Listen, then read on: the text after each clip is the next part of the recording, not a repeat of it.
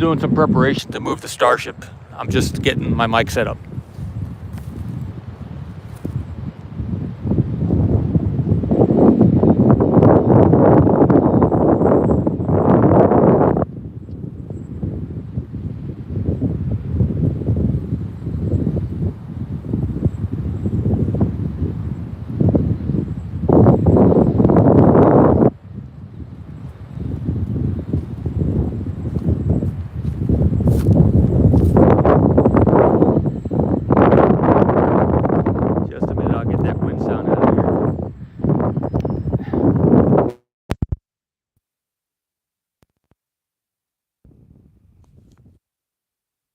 Set up.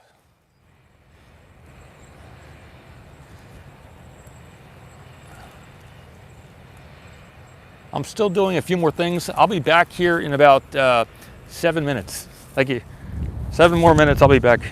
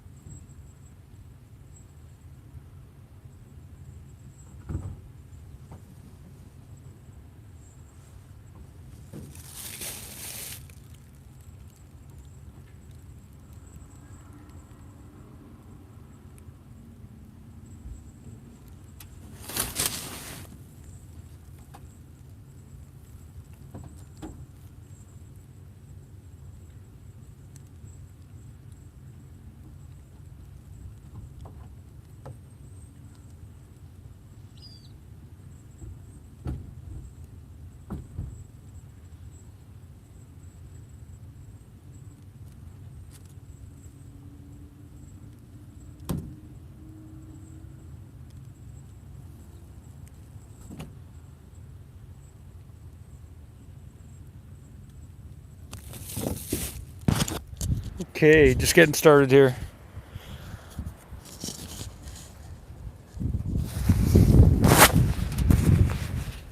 Okay. Yeah. Morning. All right, good to see you. Checking in here. Paul Sungi.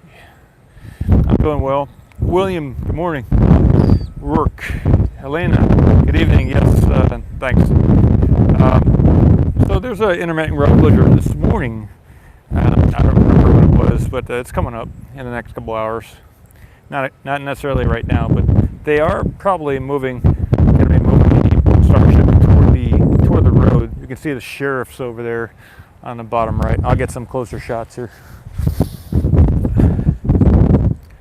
Yesterday was another amazing day for Ocean Camera Space Corp. Not necessarily speaking about SpaceX right now, but I did a big push yesterday and reached out to over 100 people yesterday, and there's some excitement and interest from several of the people, and possibly even a CFO out of Dallas. So I'm moving that forward in a big way.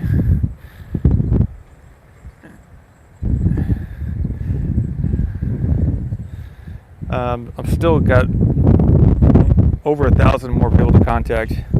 I've been doing different phone calls, and there's a aerospace and defense conference today that somebody invited me to, starting at 12. But 12 to 3 p.m. today Central Time, there's an aerospace and defense conference online. It's on LinkedIn, or it's a special kind of. Normally, I think you have to pay for this type of thing, but I got invited. So. There we can see the sheriff's a little bit in the bottom right there. Carl, good morning. Stephen Lewis, good stuff. Stephen Lewis.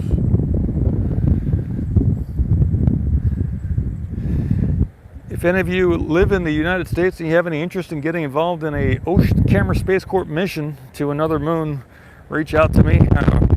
Over the next 8 months, I'm looking to raise a bunch of money and also make the plan for Ocean Cam here. Make it kind of sketch it out so that when I show it to investors, it'll actually look like something. So I'm doing it all at the same time. So there's already one investor or one company interested, and at 300 million. So there's already the interest. So I don't necessarily have to have a plan now before I show it to other people. The original plan also was to. I already have it, just to go and collect 1,500 to 100,000 gallons of water.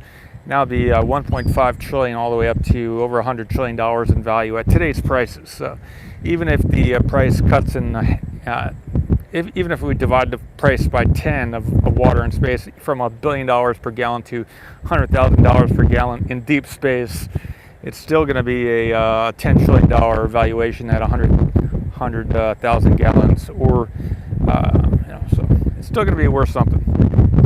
Yeah, Helena, thanks for the. I sent you a thing back on. You probably saw it already. Nice to hear your voice and hear what you're up to. Good stuff. As far as the way I'm paying people on this mission, for every $1,000 that are. For every $1,000 that are invested in Ocean Camera Space Corp, for every $1 million that are invested in Ocean Camera Space Corp, I will give the team that was that analog team. We call it the analog team Ocean Cam, just like the analog astronaut. We have the analog team here working on the getting the $2 to $8 billion and also setting up the initial actual plan. They're going to get $1,000. So for every $1 million invested in Ocean Cam, we want to raise $2 to $8 billion. But for every million, and I've already had 300 million committed, and for every million, the team will get $1,000. So, and if there's 300 million invested, is going to be $300,000 to the team over that 8 months. And whenever that investment manifests, that's when the team will get paid. So if you take $300,000 divided by 45 people on the team, then that's going to be about $177,000 that each team member will make. So it's even though I'm not paying people, quote unquote, there is still a good opportunity to.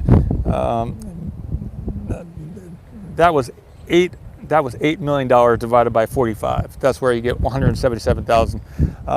But whatever that number turns out to be at the end, whether it's 300 million, which would be $300,000 divided by 45, that is not 177,000. But if we get 8 billion and we divide that by 8 billion and we make that 8 million for the team divided by 45, that's $177,000. So that's the goal and that's the opportunity. So you definitely will make $20,000, and whether you make a lot more is it depends on if we actually achieve what I'm looking to achieve. But I have reached out to a lot of investors, and as long as you're skilled and have some skill, bring some skill to the team. If there's a whole bunch of us with space related or engineering, science, finance, technology type of skills, and it's kind of centered around space and doing the space mission. I'm not just choosing anybody, but I believe we can do it. So that's some of what I'm doing here. Yeah. So back to SpaceX is where we are. I also did get a opportunity. I did some work last year, some political stuff, different political campaigns, and canvassing.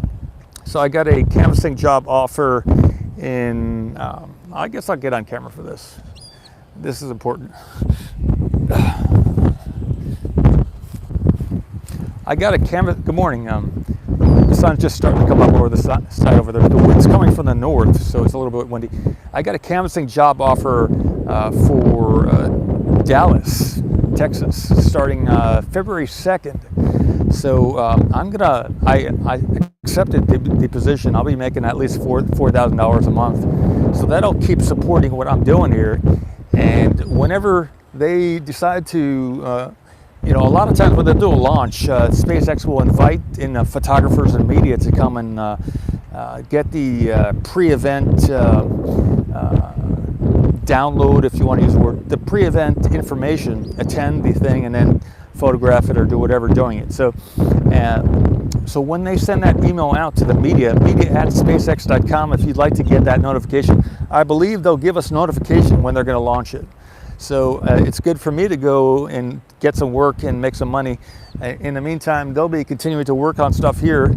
And then when they get that media thing out, then I will make sure that I have time off for that time frame and come back down and do the photography for the launch. That's the type of way that I see it happening here. If the job manifests that I was offered yesterday, I'll be able to, it's not going to be, I've done other political work, and that looks like the opportunity I have now is requiring less work and for about similar type of money. So I think that's a really good opportunity for me to do, and it'll keep moving everything forward for me. It'll give me time off during the day or the night to do some more Ocean Camera Space Corp mission planning and reaching out to people around the world. And plus, Dallas is a nice city. So I've never been there before, not really. And it'd be good to spend 4 or 5 months there and see the connections and the types of things that come out of that. So if you're a scientist and you're on LinkedIn and you're watching this, my name is Paul Marcos. I have been reaching out to several, maybe 600 people so far, and also by email. So if you're wondering who is this guy on camera, yeah, I've been reaching out to you and other people, and the mission is real. I've been doing this for over almost 2 years now, since about April of 2021. I've had this ocean mission with video camera imagery at the surface and beneath the surface. So if you look at the YouTube channel here and you go back to the playlist, you can see a bunch of the stuff that I've done. And yeah, let's take this off planet, and that's the mission. I'd love to chat with you more. Send me an email or a text, or we can do WhatsApp, we can do Zoom calls. I've got like 4 Zoom calls scheduled for today. Yeah, chat more. Thanks. Let's get back to SpaceX here.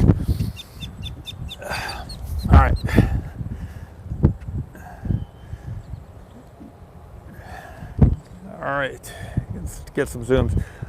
You know, in the past, what they've done here is they will do an intermittent road closure over here and not let vehicles hang out over there. So they won't let you stop, but they'll let you pass back and forth to the beach. So I believe that's what today's intermittent road closure is about.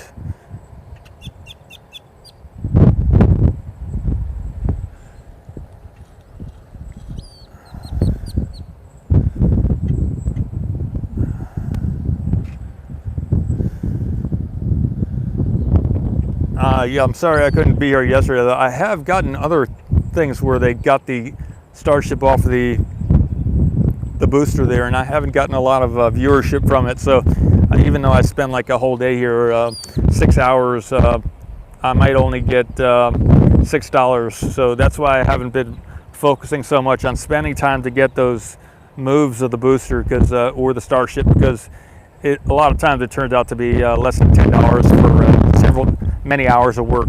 It's only like $5 or $6 income for me. So when people don't donate or do anything like that, I stop doing the work. But I'm doing my work, so that's I like doing this. So this is more of a hobby thing because it stopped being profitable.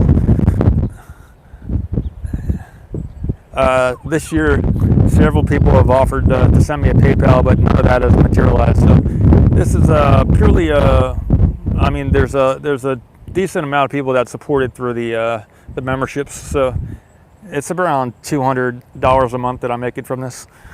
So I think last month it was $300. So yeah, I have another much smaller channel right now. It's about 28 people, subscribers, but it's got about 20% of the viewership that this channel here has, and I've done a lot more work on this channel over the last month. There's like 28 subscribers on this other channel. It's more of a challenge channel like Phidias is doing. Phidias, and so Phidias had like 50 million views on Twitter over the last few days because of the hug with Elon. And he does challenge videos. So if you're interested in doing videos, making your own YouTube channel, this other much smaller channel that I have now is getting 20% of the viewership that this Ocean Camera Space Corp channel is getting. And I'm doing way more work on this Ocean Cam channel. So here at SpaceX. Hey Kent, good morning. So that's I'm pretty much moving everything into challenges, and this the way I've organized and structured this Ocean Cam over the next 8 months. This push. It's a challenge. It's a challenge to raise $8 billion. And I may start doing a bunch of little clips about the challenge and how it's going. That may be a lot more exciting for people. I know it's been working on the other much smaller channel. So even though we're looking at SpaceX right now, I might start doing a lot more videos of the Ocean Cam and how that's going, and make it into little clips and stuff. Yeah, because that'll be very exciting. As we zoom in on $8 billion. I'll put a link in the chat. I'm not trying to bring everybody here from Ocean Cam over to that channel. I want it to grow naturally and see how that happens. Just like this one grew naturally. I like to see with a new method of bringing out the new techniques and the new stuff. I wanted to. But if you'd like a link, I'll send you a link. I know some of the guys here have been sharing the link, but I don't necessarily want everybody from this channel over there. Well,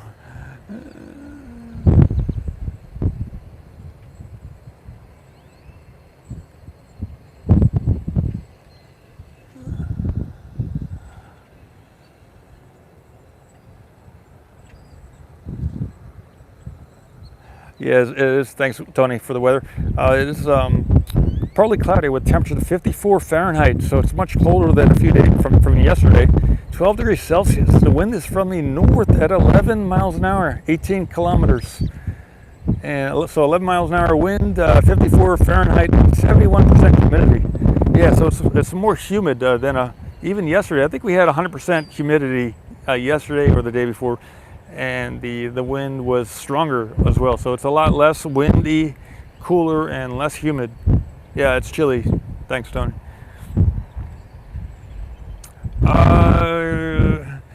Sure, Carl, go ahead. All right. But I don't encourage anyone to subscribe.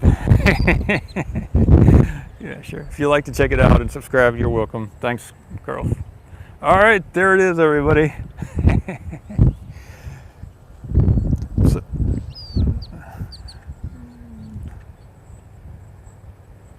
PAULS 3, Pulse 3, number 3, some tertius. Getting hit by a snowstorm, so Chris says, okay, wow, in Canada, wow, snowstorm. Wow, that's hard to imagine a little bit.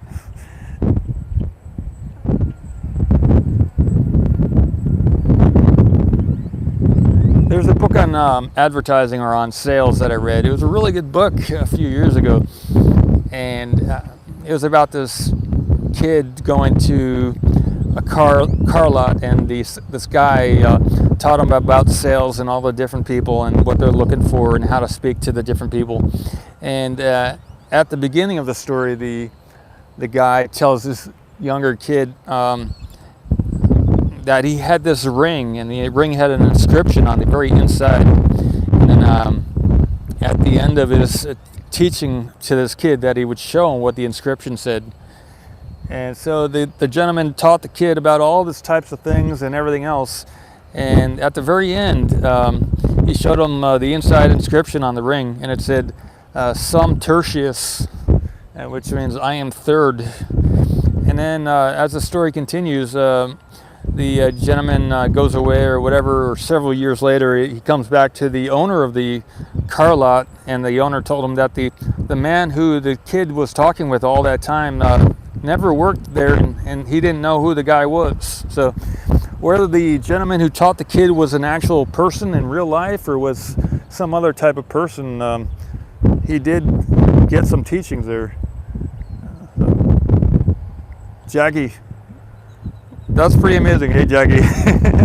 I don't remember where you live, but I'm going to be going to work in Dallas, so reach out to me if you'd like to. Thanks for the support.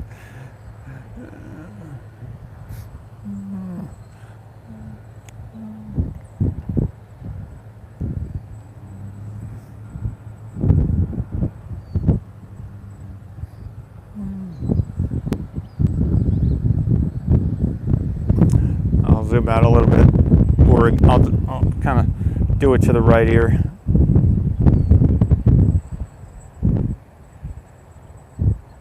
You can see the sheriff is just in that area where they're going to be probably doing the intermittent road closure over there, blocking the vehicles, or making sure they don't stay there. You know, don't stop and open your window, but just keep moving, because they're going to. I believe they're getting ready to move the Starship. Yeah, it's a moving day, Captain. Yep, that's correct. Okay, Jack is in the north of London for a few weeks. Thanks. Awesome. Good stuff. Good stuff.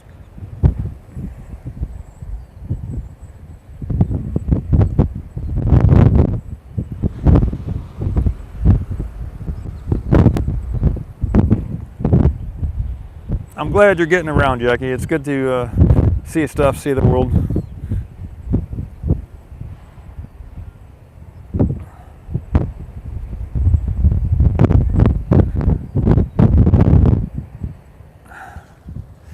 Keenan says south of London. He's in the south of London. Yeah, you guys can meet up. You know, that's an idea. If you see someone here who's in the same area, that you consider meeting up and.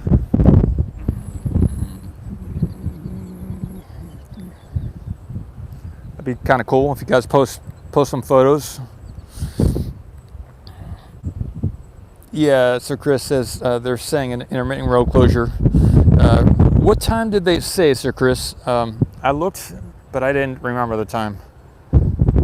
Warwick, UK says Tony, good stuff. Warwick Castle. And the Keenan is in south of London. That's awesome. Basement Shut-In says east of London, Ontario. Yeah, I'm not off for a swim today, Keenan, though. It's a little chilly.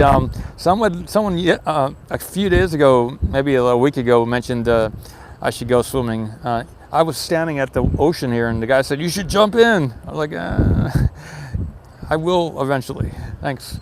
I kind of went in. If you check out that other YouTube channel, I went in the last video. I went in to figure out what this stone was, or rock was in the water. So Chris says I believe the road closure is from 8 a.m. to Captain Pike says 8 to 10. Yeah, I think it's 2 hours. So if it starts at 8, then it's 8 to 8 p.m. Not 8 to 10 p.m. 8 to 8 a.m. Sorry, 8 a.m. to 10 a.m. That's correct. So it's a 2-hour intermittent road closure this morning. So it starts at 8 then. So it's 7:37. So we're looking at another 22 minutes before the road closure. So they may start moving the Starship, if that's what it's about. They may start moving the Starship in the next 20 minutes toward the road, I would imagine, if they're gonna be moving it up toward the build site.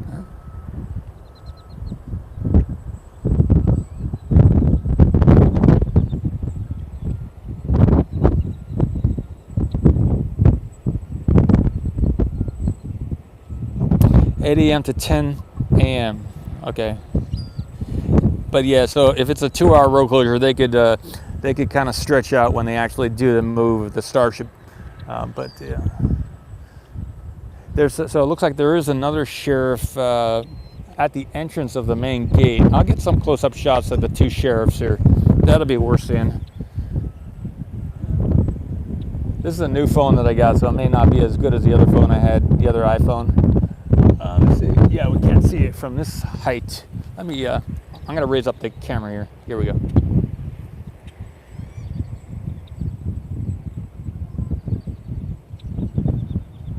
In the very distance, there's another sheriff at the main gate. So they have the 2 spots blocked off. Put the tripod down again.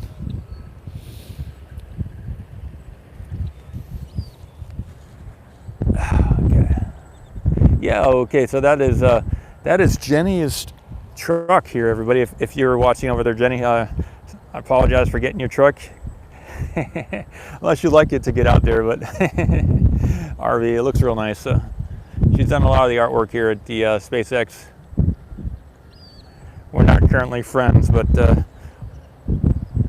we've been more just SpaceX enthusiasts.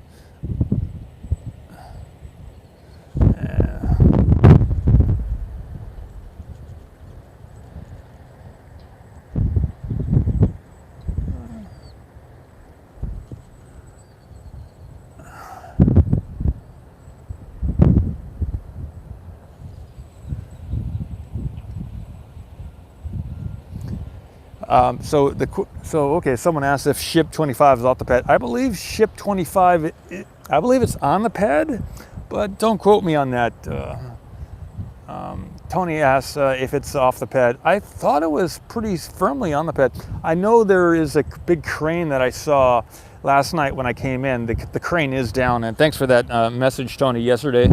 You contacted me about that by email. Great stuff. I really love that stuff. The updates when they're moving things and when I'm not here on site, etc. I'm gonna put my windbreaker on. Okay, Captain Pike says Marvin, the big crane was put down. He doesn't think Starship 25 was moved. Good stuff.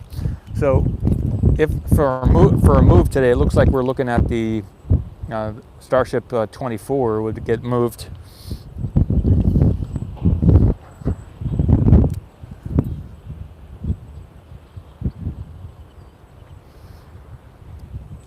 Yeah, that means Starship 24, says Tony. Good stuff. All right, I'm taking the mic off just briefly.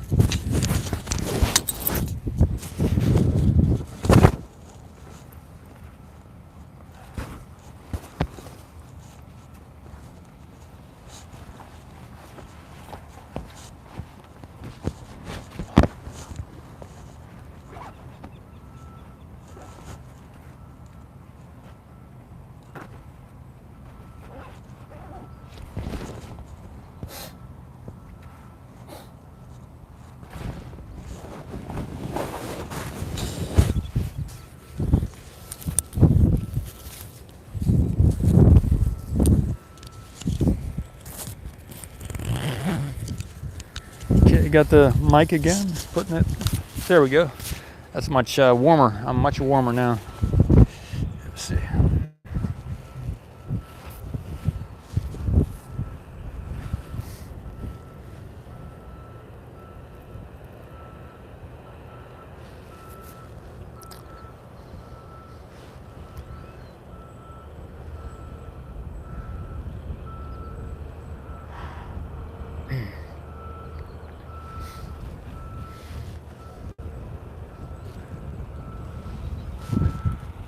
They got this little lift underneath the booster. I think I'll get some shots of that. It's kind of cool. They had it out last night underneath the booster there. So I don't know what they're working on underneath the booster. It's kind of a nice lift.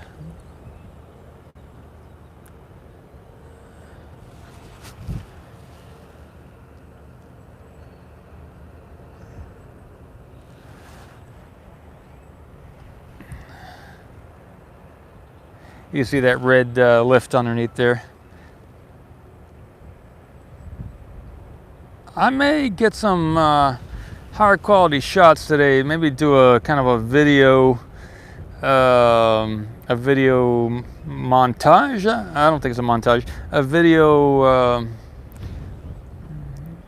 don't know. I may put together a what is it called? A slideshow video, possibly. I don't have that much time today, but I might get a bunch of shots. Might be nice to see some of what's actually happening here. Andy, good morning. Andy Charger.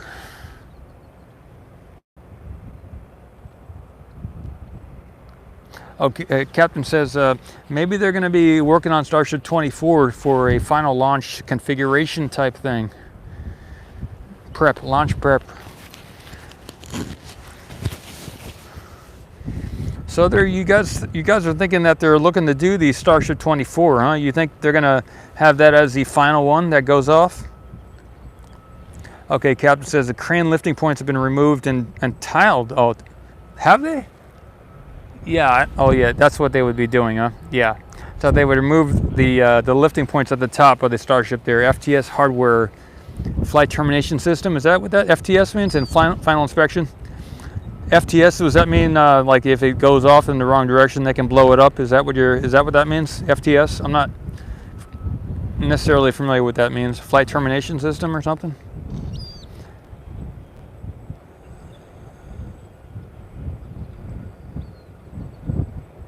Yeah, Daniel, that's why I haven't been doing so much video. You know, I've got almost 2 years of watching this thing, so I mean, that's a long time to be watching something. Astrozone. Good name. TPS. Okay, so that's what it means. Thanks, Tony. So, Chris.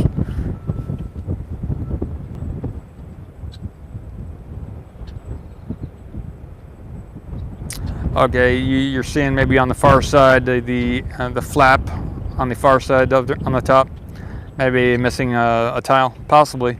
I know that they have some of those position thrusters or whatever they're called on the sides, and some of those don't have tiles on them, so it could be one of those.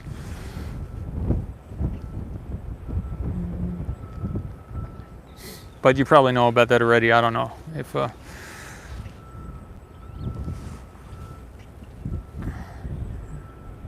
Yep, a bunch of us. Yep, Sir Chris also almost 2 years. Yeah.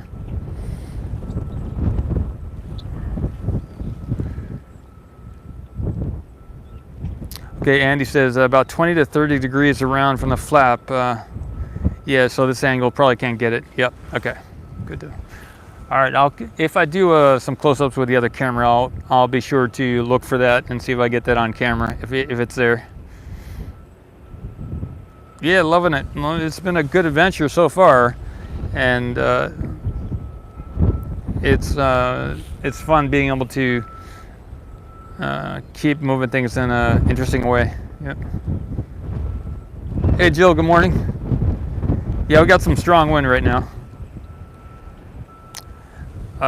Okay, so Jill also says Starship 24 is most likely going to be moved and to be finalized for orbital flight attempt.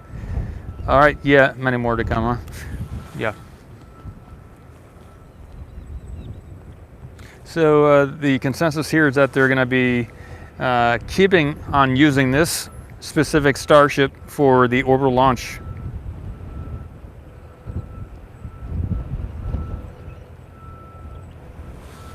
Okay, so Tony says the TPS fitted on the lifting pins and flight termination system will only be fitted when it's back at the launch site and ready to fly. Okay, so when they get it back here, they'll attach it, the whatever explosives they use to terminate the flight if they need to.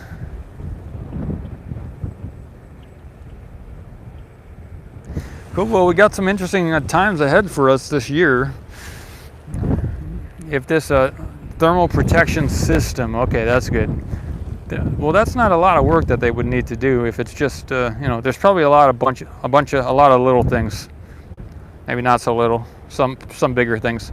You know, there's that bay window toward the top too, right? That they've been doing the welding back on.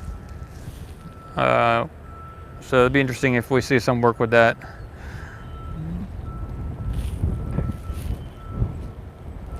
We're coming up on in about 11 minutes that intermittent road closure is going to start, and you know, so that's what we're looking at so far. Hey, Melvin Quilbio from the Philippines. If you guys in the Philippines, I don't know if you do any computer work or stuff like that, but I do have video that would be nice to get edited. If you know some people that do video editing, I'm looking for some people over there. Phidias was recommending that I reach out to some people over there in the Philippines. So if you know of anybody, or if you yourself do some video editing, etc., I'd love to pass on some work to you guys and get some video editing done in the months ahead. Otherwise, just thanks, mabuhay.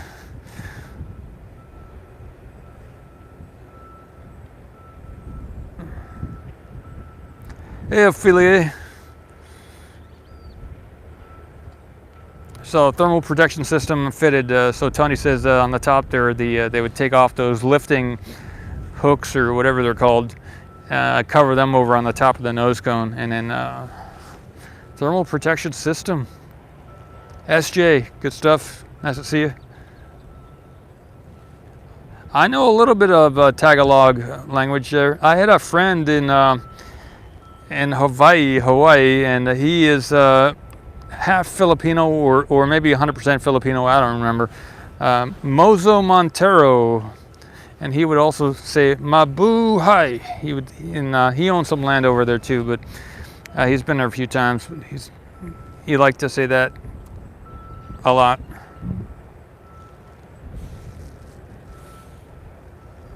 All right, I'm shaking. I'm cold. I guess I could move the camera down a little bit, but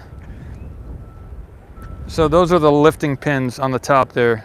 Yeah, for editing and kind of doing the storyline.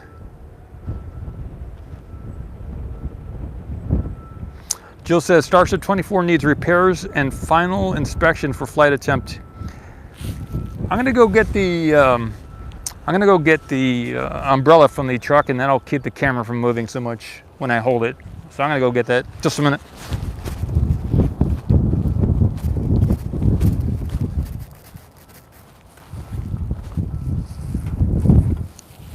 Okay, I've got the umbrella. Just a minute.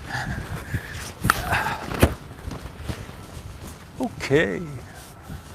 There we go. That is excellent.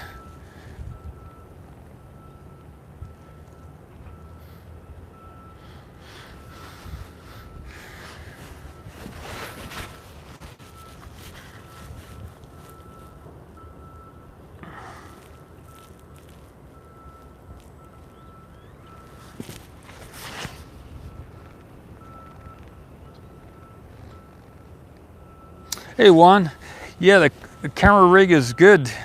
So I met with Juan yesterday over at Walmart here in Brownsville, I think he checked out the Starship last night, but he's got this camera rig that I can attach stuff to for the Nikon, and I'm going to be using that in the future. Yeah, I haven't used it yet, but I'm going to do a bunch of, I might use it today actually, because I think I might do a kind of a slideshow video today to get a bunch of the cool shots of, I guess I should get the camera right now actually.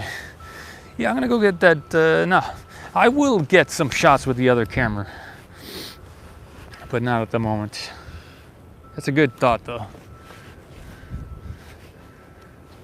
When I multitask, it's sometimes I lose my quality here, so.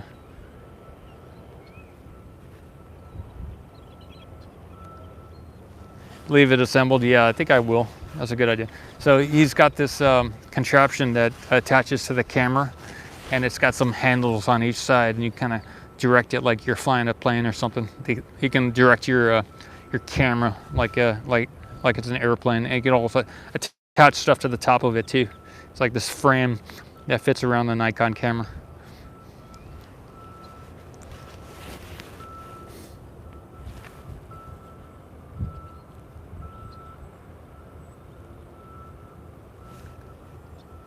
Yeah, it's a pretty nice rig. Yeah.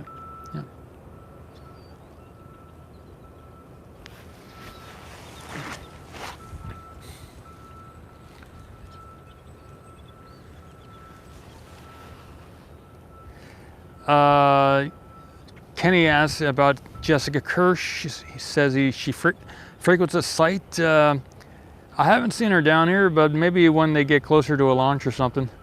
I myself don't spend that much time down here as much as I used to. I mean, I have been spending more time around here recently, but Jessica is a Gemini, and I believe she's Year the Rabbit. So that's not such a good match for me, but I tried. It's not good. No.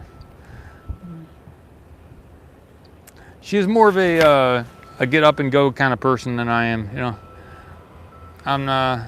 I've got more of a slow pace. I'm more of a what is it called? Turtle. I'm more like a turtle. I kind of move slow and progressively, and I try and build on what I'm doing. Okay, Michael Maxey says Jessica's on her way for the Starship 24 rollback to production. Well, that's cool.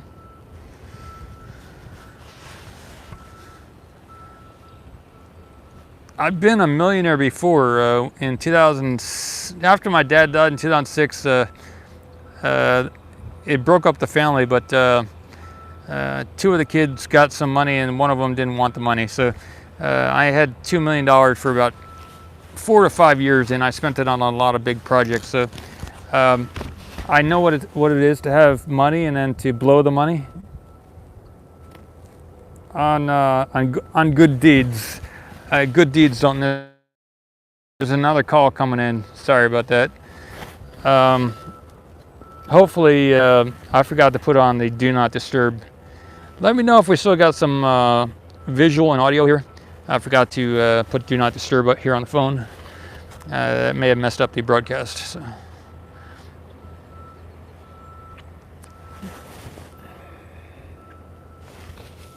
Still good? All right, thanks.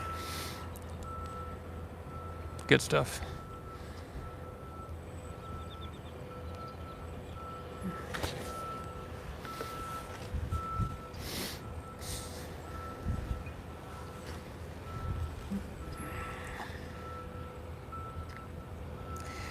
Yeah, now that I'm communicating with a whole bunch of people, I gotta remember to put that on.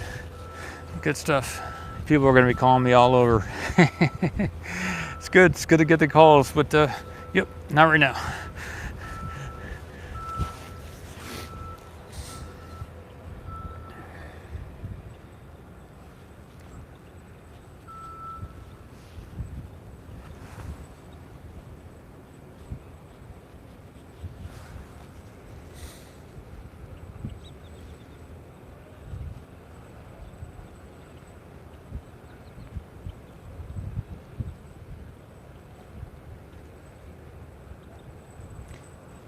if you have a project and something you've been dreaming about for a long time, or you've been planning it, and you've been waiting on somebody to put something forward for you or whatever, you can make it into a challenge, and say, if you'd like to be on the team, if we make this much money, if we succeed in becoming profitable, then you would give them maybe 1/10 of the income that comes to it, or say, so if you make, for instance, if your goal was to make $10,000, 1/10 of $10,000, so 10,000 times 0.1 would be $100, right? I think, no, maybe, 10,000 divided by 1,000, I guess. And maybe it's $10. 10,000 divided by 1,000 is about $10. They would make $10. So if your goal was to make $10,000 for your project, and everybody on the team,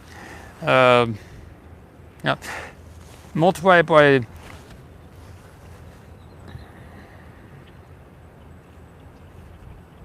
divided by 1,000, they would make $10. So that's a good way to do it.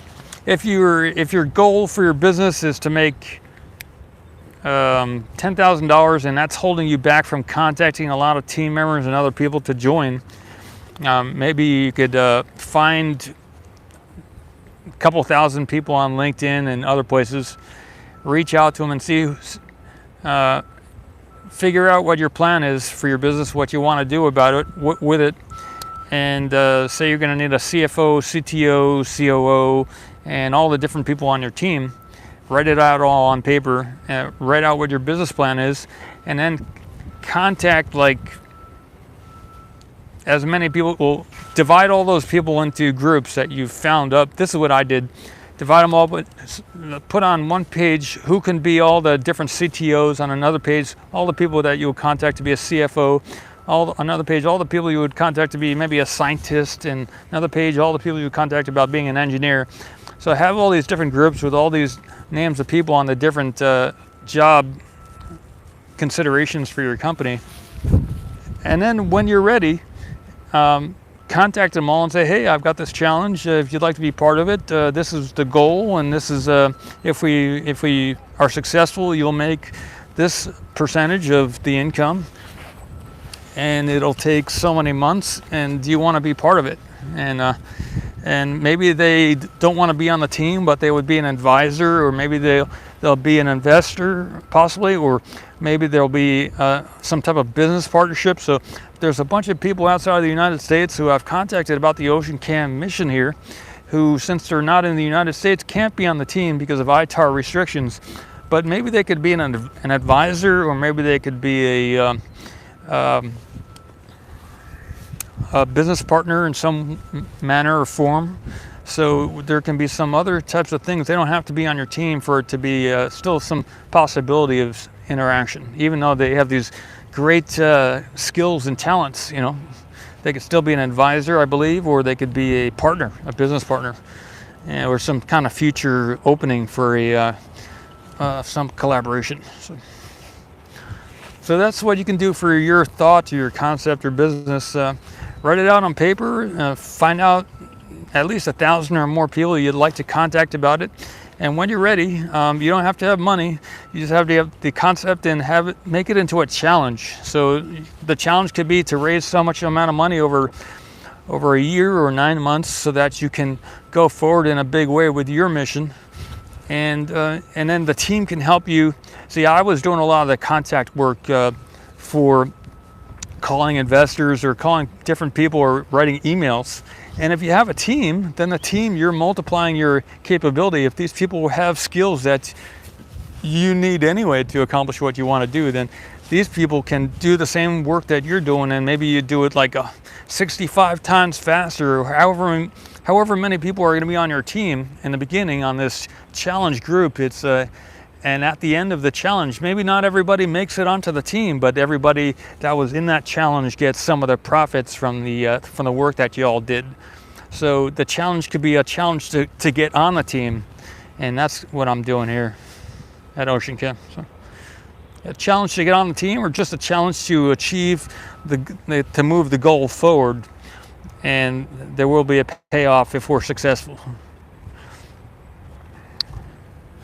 Okay, Melvin says, I'm not good in English, so use Tagalog.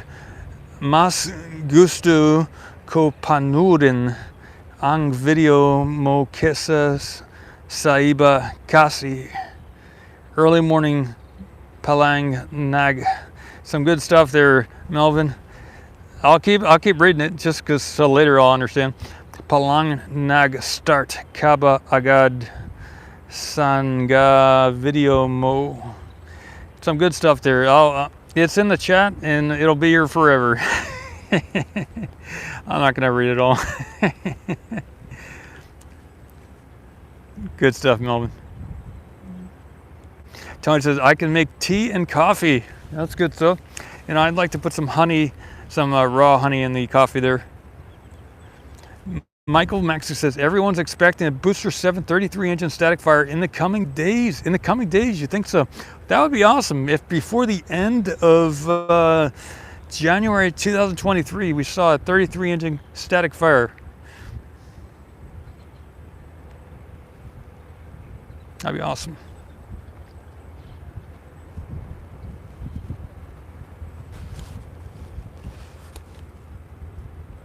Oh wait, let's see what time it is now.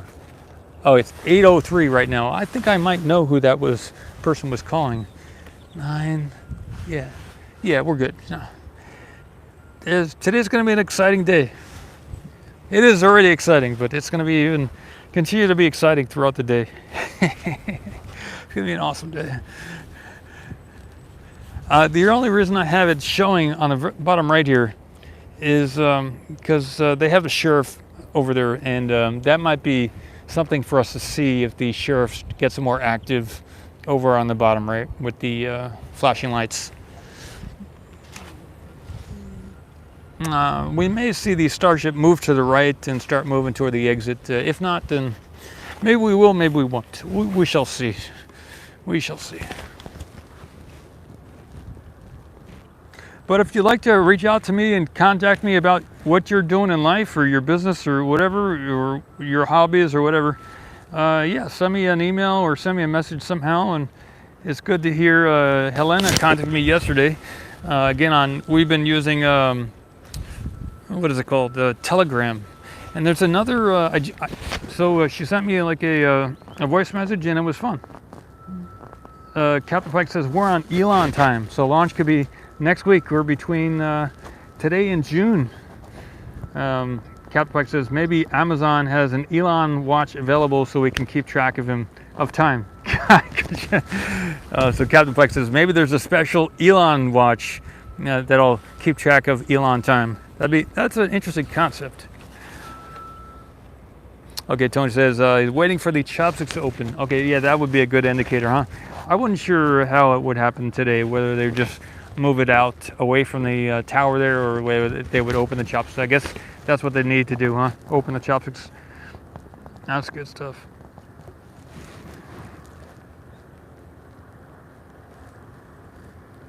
Let me tilt this down.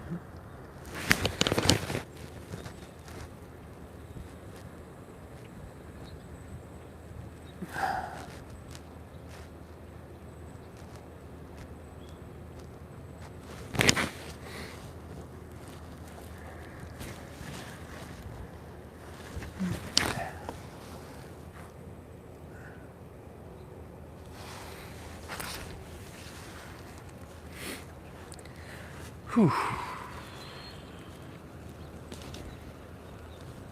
I think the last frost was the 25th. So yesterday was the average last frost date here for Brownsville was yesterday. I believe it was the 25th of January. And then there's a 30% chance that we'll have a frost sometime after the 25th. But the last frost date was just in the last week. And so it is okay that we have cold weather today, but going away from today, it looks like we're going to have less and less of a chance of a frost over here. Juan says, Telegram X is an awesome app. Use it as a signal private messenger. Oh, interesting. I gotta look into that one. Thanks. Yeah, Michael. Yeah, the sheriff is here, but it's oh, let me zoom out. That's a good asking. Good timing there. The sheriff is moving around a little bit right now, just right over there. See him pulling away, and turned off the lights. So the sheriff turned off their lights, at least this one over here.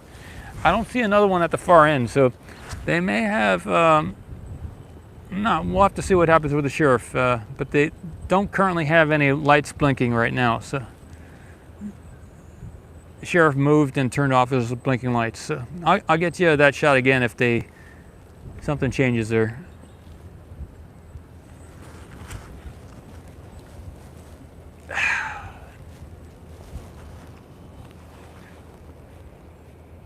I'm gonna walk out to the road a little bit and see if I can see any flashing lights toward the main gate down there. I'll leave everything here. Here we go.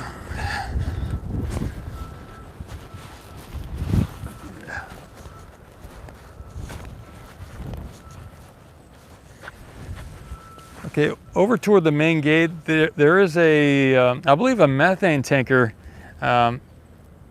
going into the main gate there. You can see it if you're watching some of the other cameras. There's a backing into the main gate, so looks like it could be a methane tanker. That's usually the only ones that go in over there.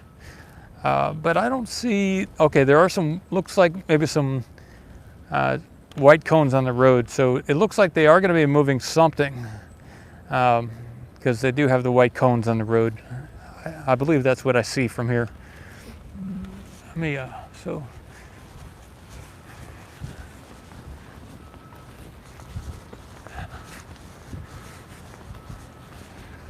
okay, I'm back here at the camera.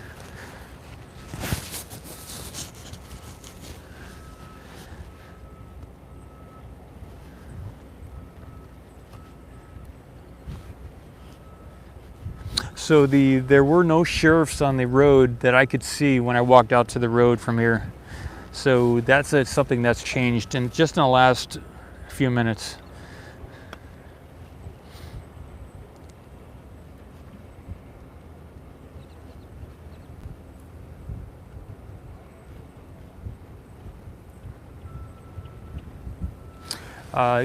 So Captain, were you able to see anybody over there at the main gate with their flashing lights? Is that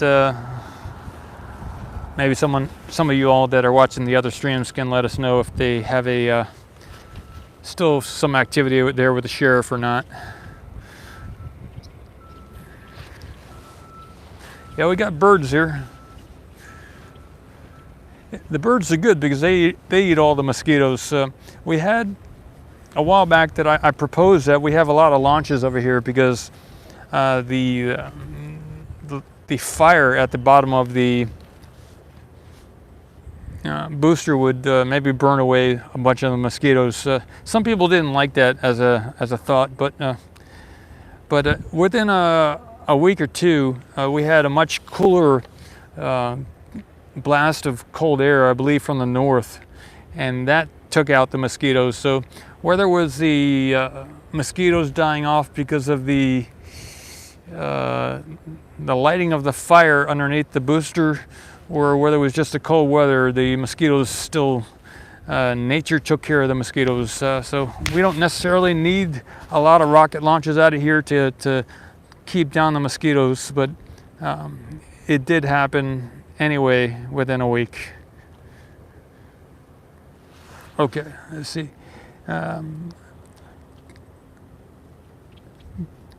Tony says, in the UK we call the police lights blues and twos. Blues and twos. Interesting. Okay. So different ways of talking about the police lights.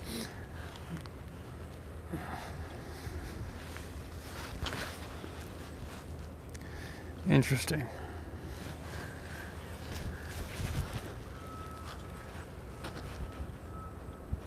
I'm going to get the very bottom of the Starship. Maybe we can see a little bit there.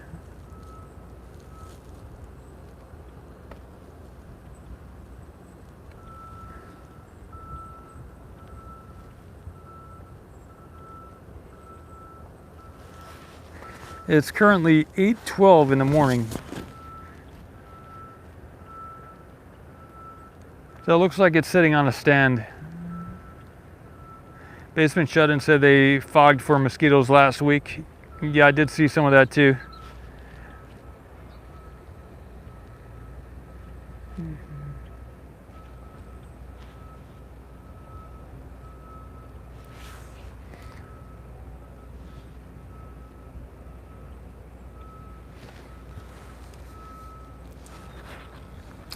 There's on Telegram. There's someone from Brownsville, I believe, who I reached out to. He's in kind of more the social media side of things. So I reached out to him, as there's a bunch of people like for social media and community outreach. I reached out to a bunch of those types of people also for the OceanCam team, because that's important. You need those people on the team to get the message out about what you're trying to do. So. And there's a guy in the UK, I believe, right now, but he's from I don't know where he is, but he's from the Brownsville area, but he's on Telegram, so we're gonna coordinate the talking to each other over Telegram.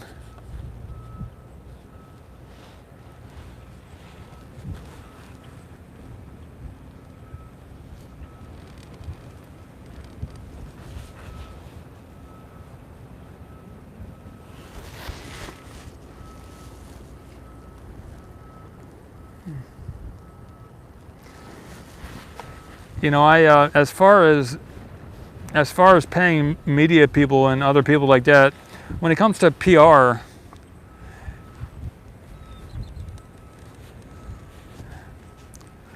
Lemon Lee Me, I don't remember that profile, but maybe it'll jog my mind sometime, Lemon.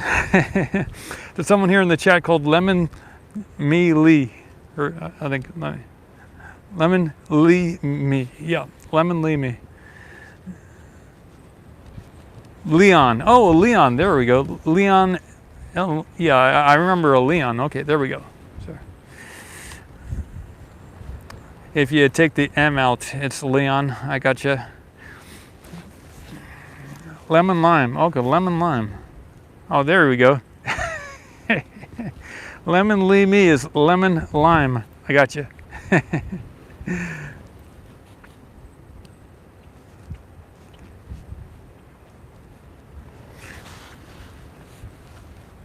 Okay, so as far as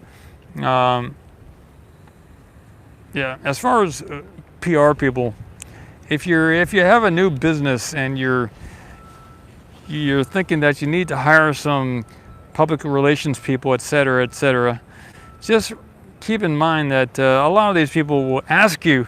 They will ask you for, how about $28,000 so that I can work on the side for you over the course of 5-6 months. And you were like, oh, I guess that sounds like a decent amount of money. A PR person should really get paid for their professional work. What I can tell you is a lot of times with the money you spend on PR is not going to get you anywhere. So I'm just generalizing here. I could be totally off, but so if you have, say you have a food business or some other business and you're like, oh, I really got to get the word out there, and I guess I have to spend a lot of money, and this PR person's telling me it's going to cost about $20,000 to $30,000, and they're going to write some really good professional articles about my company and my product. Just remember that it's not going to probably generate hardly any to no sales. And if you really want to get the word out there about your product, you don't need to hire a PR person. You just got to take out your camera and start telling people about what you're doing. And the better way to do it, in my opinion, is to start small, do it organically, and control every step of your product or your process. Because when you start giving it out to other people, if you're going to start outsourcing it, yeah, you can accomplish a lot in a small time. You're going to have minimum quantities for production runs, and it's going to cost you a lot of money. You're going to have a lot of products sitting on the shelf in your storage room. So I would tell you, start small, own every step of the process, and do your own PR. You're going to have other people write articles about your company for free, but you shouldn't be really spending money on PR, because it's just it could be a waste of money, and that's not good when you're trying to become profitable. So yeah, PR people, if they want to be on your team and work as part of the team and get a commission of the total sales that you do, some percentage of net profit, that's a good way to do it. But if they're asking just for some outright income or payment, that's not a good way to go forward.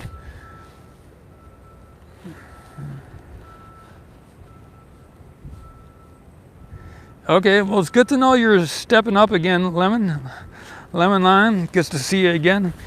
Yeah, it'd be nice if a lot more people like you came back, because we used to have like 100,000 views a day, sometimes up to 200,000 views. In the very beginning, I had 100,000 to 200,000 views a day, and that made it profitable. But when it dropped down to about 1,000 views a day, that's when it stopped being profitable. If you're making $1 per 1,000, it makes it hard to.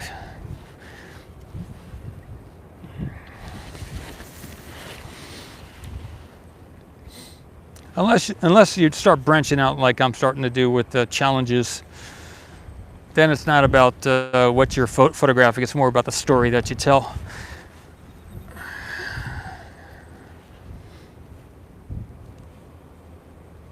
Pepe, good morning. Malonzo.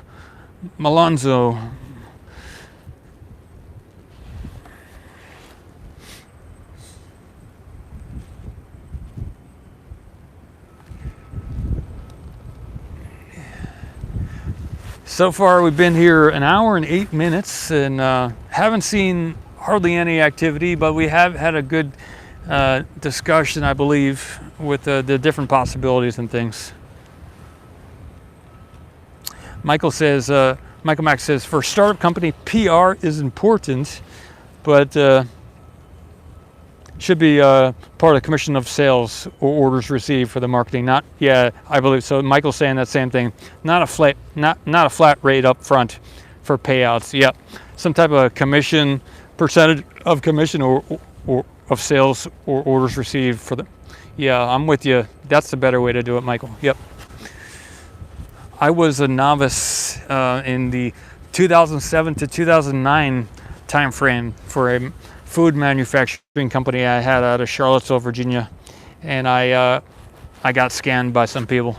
Not just one person, and they weren't all PR people. Some were suppliers and other things, but I got scammed left and right. Not all the time, but I got several thousands of dollars scammed. Probably around maybe $300,000 scammed. Pepe, no lift today, but they're looking to. It looks like they're going to move the Starship to the very right of the screen, and they're going to probably take it down to the build site. They're going to open the chopsticks, take it out, and move it to the build site. But you got to make mistakes to move forward, but it's better to make smaller mistakes.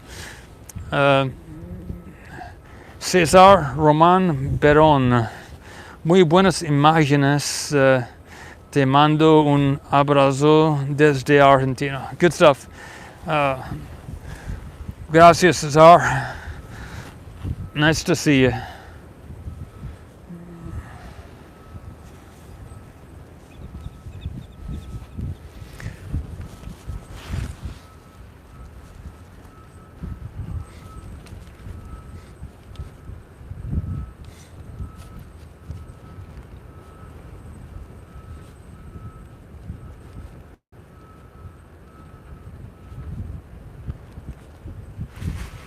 Yeah, I don't know how long I'm going to stay here. I may move toward the main gate, or I may it's 8:22, huh? So another hour and a half is what we're looking at if I keep going.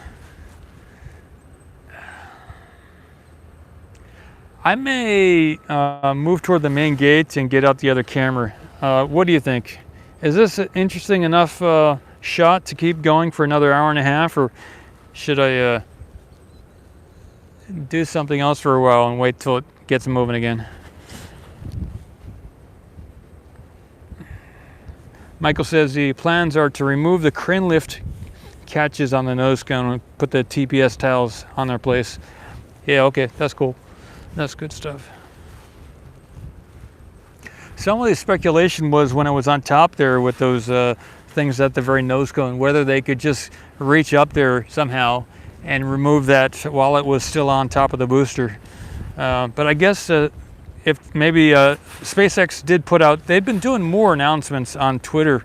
SpaceX has been doing more announcements about what's actually happening, and they did put an announcement out yesterday that they had removed the Starship from on top of on Twitter, from on top of the booster, and that they're going to be they did that so that when they did the static fire, the Starship would not be on top. So they confirmed that. So that's very nice that they're starting to put out, or they have been putting out more information about what's actually happening here with the Starship and the booster.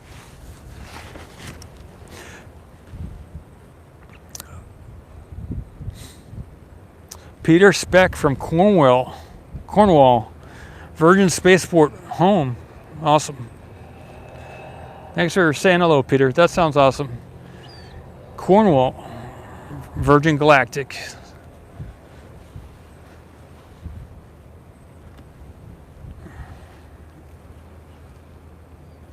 Jill says, not sure if Starship 25 is going to be moved ahead of the static fire. So on the very right, just to the left of or right over there is Starship 25, and Jill's saying maybe they'll keep the Starship 25 right there.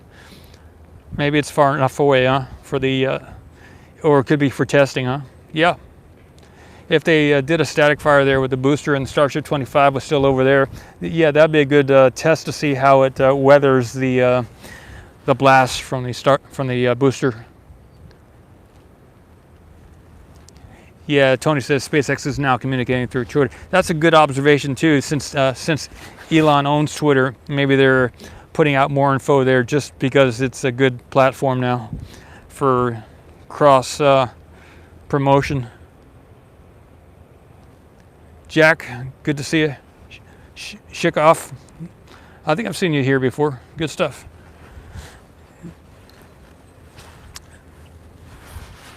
Looks like there's going to be possibly an intermittent road closure, but the sheriff went away, so I'm not sure if that's still on. But today there's scheduled for the next hour and a half if they wanted to move the Starship from here to the build site, they would be able to take it down the road. They have that permission.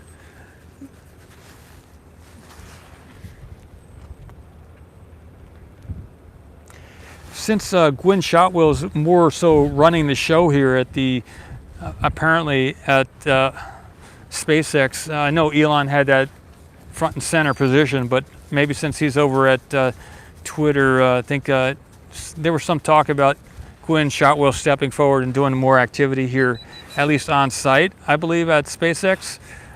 Maybe some of the Elon time has been shifted around, and maybe it's more Gwynn Shotwell time.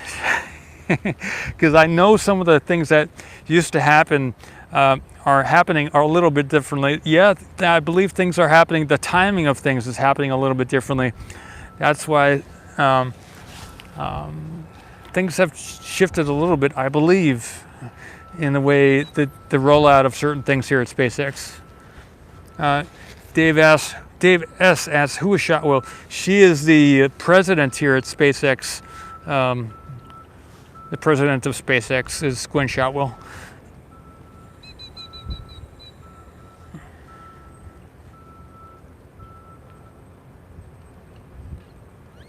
Lemon Lime says, Starship 25 static fire. Yeah, I don't know. You think Starship 25 is going to do a static fire, Lemon? Okay, so the order that Lemon Lime is saying here, Lemon Lime he's saying, or she is saying, Starship 25 static fire, then then they'll move the Starship 25 to the high bay. I don't know if it goes to the high bay or the mid bay. Yeah, maybe. Yeah, I think it is the high bay. You're correct there.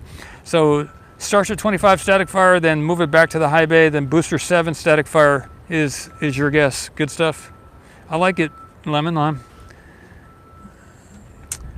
Okay. Jill says Elon said Starship 24 wouldn't be on top of the booster for the static fire. Yeah, I believe that's what. Yeah, I believe that's what I've seen as well, Jill. There's been a lot of communication from both Elon and SpaceX about the upcoming events.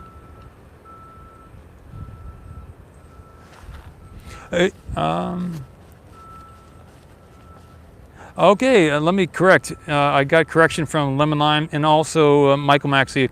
So Michael Maxey says Elon is still the SpaceX CEO, chief engineer. Gwynn is the COO. Who's the president of SpaceX then? I thought it was Gwynn. Yeah, okay. Captain says Gwynn is also the president. Okay, there we go. I'm happy I got something right there. Okay, so apparently Gwynn is the COO. Is she also the COO, Chief Operating Officer, or is there somebody else on the team? I know their team, their management team, their executive team is about 22 people, I believe. I can get a book in my. I got a book in the truck where I have everybody's positions laid out. I'm gonna go get that might be fun for me to talk and read about. I'm gonna go get that. Hang with me. I'm gonna see if I can open my truck here, and I've got the. There's a organization called PitchBook. PitchBook is a organization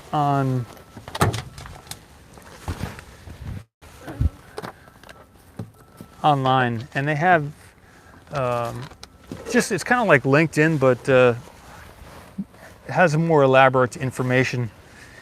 And I have the pitch book for SpaceX. I've got the PDF. I'm gonna drink some water too.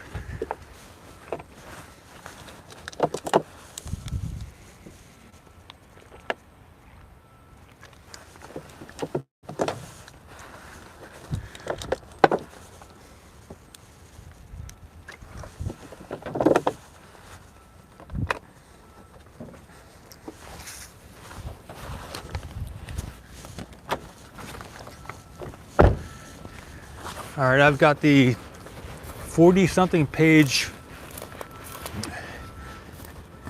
executive layout of SpaceX in my hands. Let me zoom out.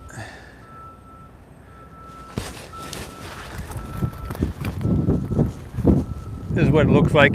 SpaceX private company profile. And I go over some of the stuff in the book here. I'll read about some of the people here at SpaceX.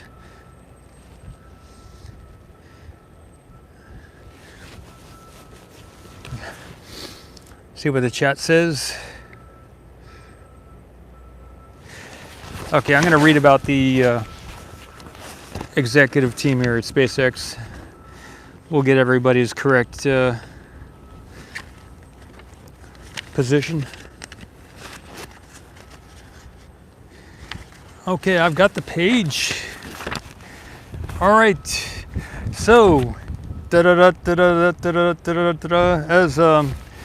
as some other presenters do when they're about to say something, the CFO at SpaceX is Brett Johnson, and president of Strategic Acquisitions Group.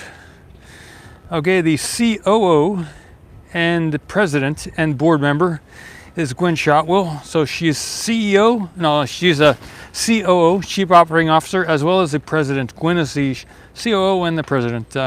Brett Johnson is the CFO and the president of Strategic Acquisitions Group.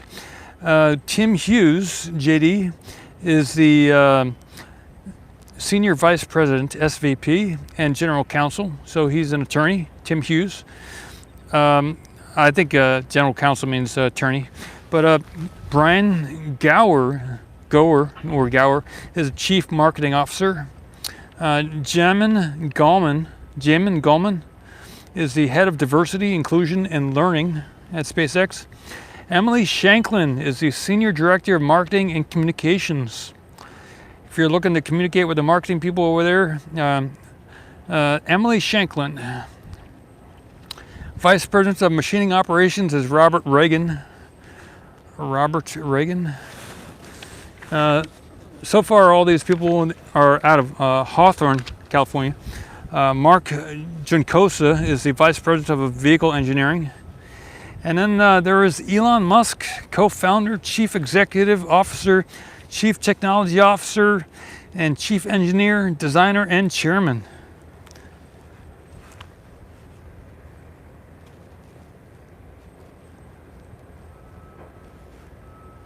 Lemon Lime says, can both the Ship 24 and 25 go to the build site? Is there space? Oh, they have the mid bay and they have the mega bay and they also have the high bay, so they could maybe find space for both of them.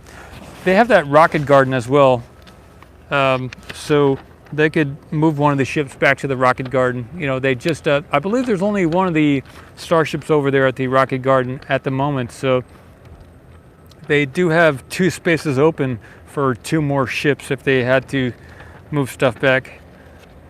Hey Razor, good morning. Yeah, this is live currently.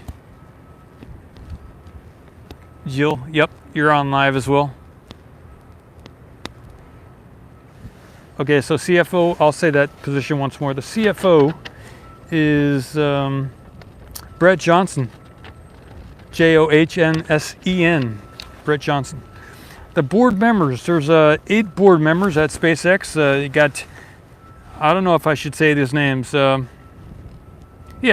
I'll say the names. The board members at SpaceX are Antonio Gracias, another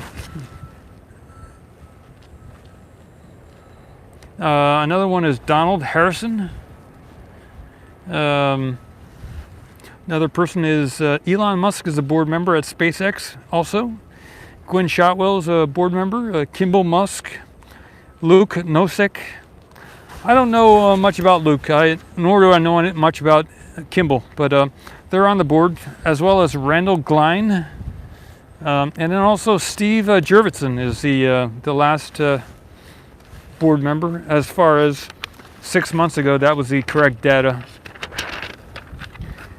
So 8 board members and a decent sized team. I mean, that's a very inner core team of 9 people on the team, 8 people on the board. And yeah, that's it. You got a $127 billion company. And they have, you know, okay, Michael says Kimball and Elon created PayPal together. Oh, that's interesting. I didn't know that. So I knew Elon made PayPal with somebody, but I wasn't up to date on who that was. So thanks, Michael. Maxie.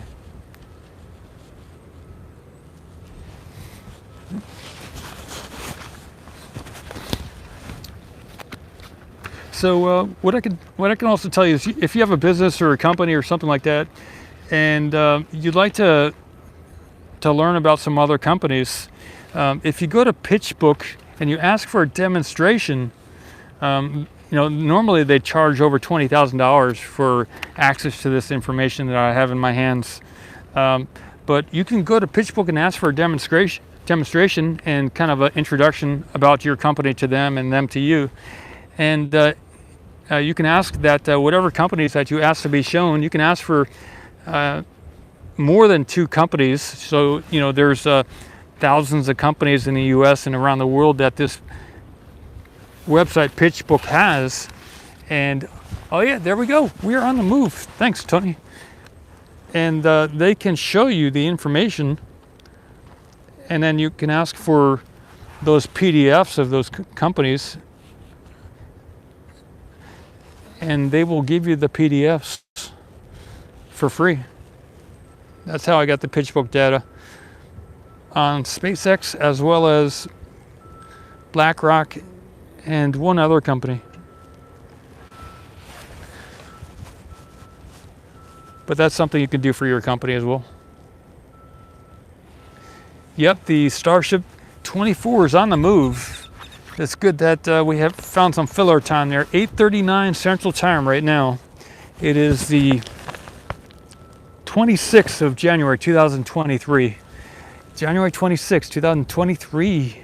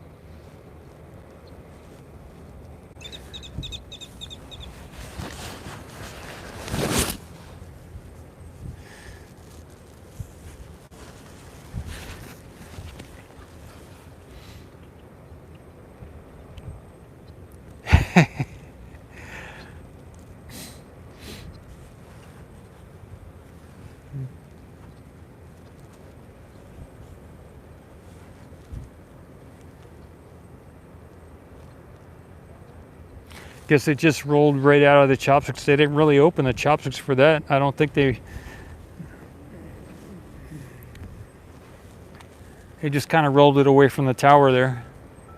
Maybe because of the booster being on the platform there, they didn't want to knock over the booster, so they just brought it straight out rather than opening the chopsticks. Maybe that's why they did it that way.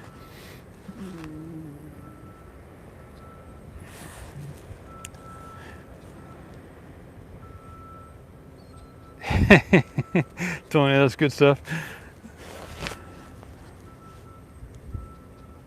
Dave, good to see you. Yeah, it is. Michael says the chopsticks will be opened and lifted out of the way for the move. Okay, yeah, so they'll be lifted straight up. That's pretty interesting.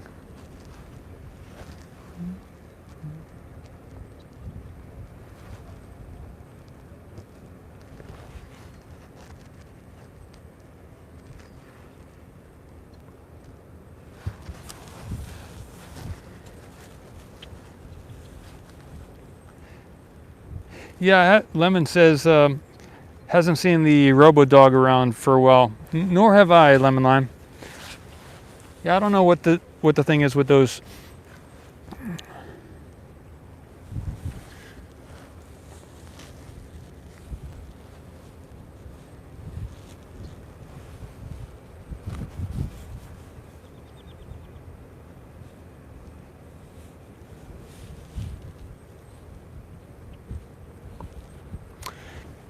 That shape on the bottom of the aft flap is kind of interesting. I'm gonna get a shot of that. Looks pretty cool in the sunlight here.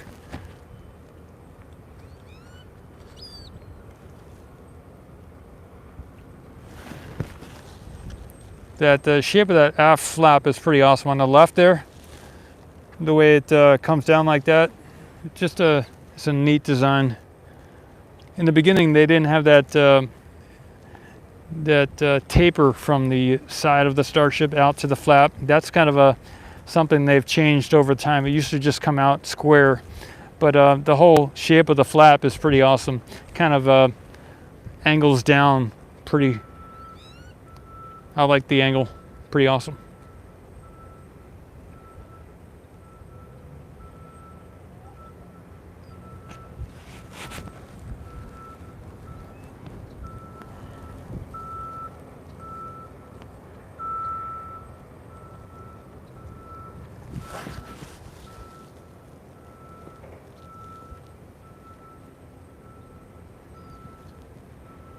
Lemon Lime says maybe they replaced the dogs with drones. Yeah, they've been doing a lot of drone work out here. All right, it looks like it's pulling away there. You can see there's more space from the chopsticks in the Starship there. It's moving quick now.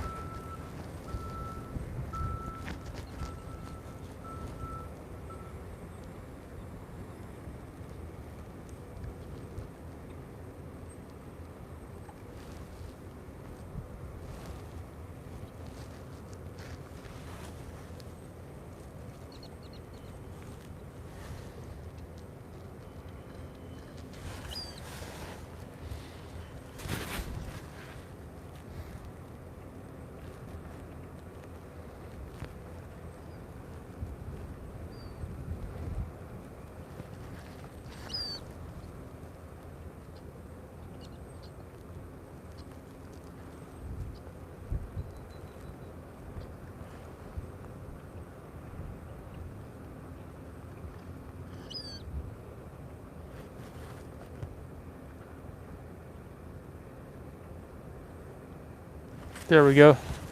That's a pretty good shot.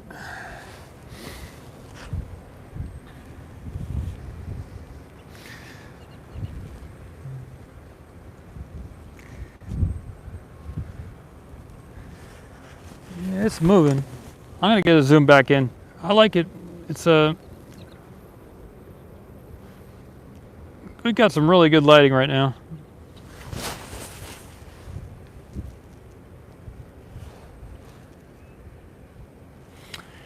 Yeah, Lemon Lime points out that it looks like almost like a carbon fiber, the side there with the lighting and everything else. You know, with the yeah, but it's not. You know, we know it's not. That is, yeah, it's good stuff.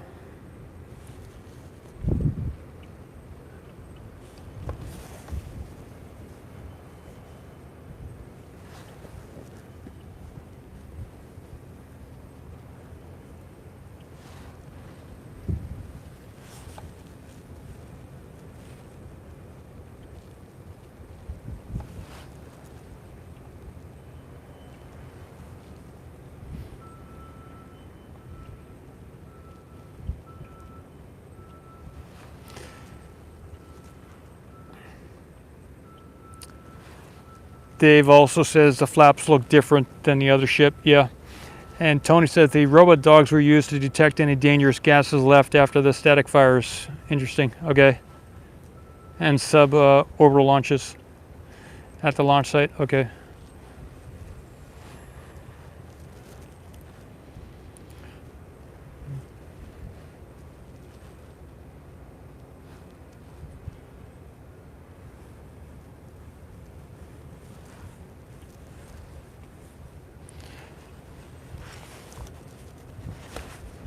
Starship 24 on the move.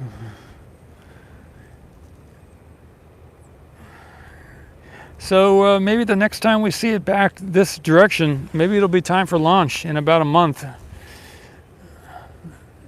So the consensus here is that they're looking to go work on it, take the hooks off the top of their nose cone on the top there, bring it back here, and maybe light the fire.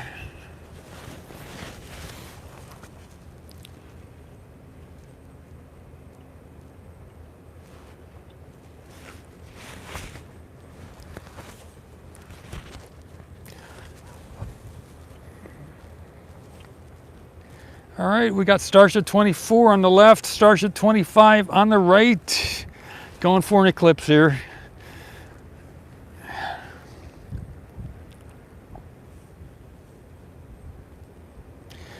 It's very cold here, so I'm shaking a little bit. Cold is about 55 Fahrenheit or 66.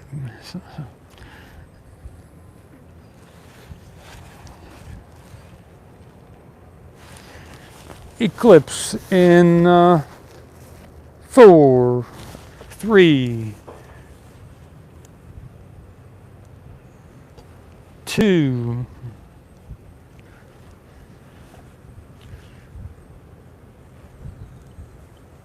1.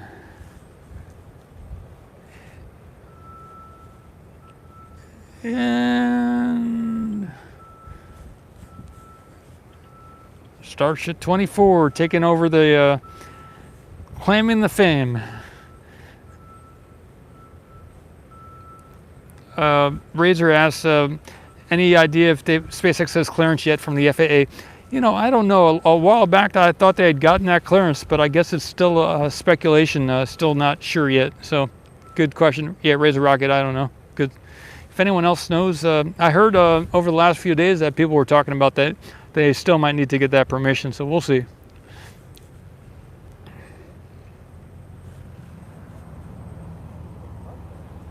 Hey, Chiari.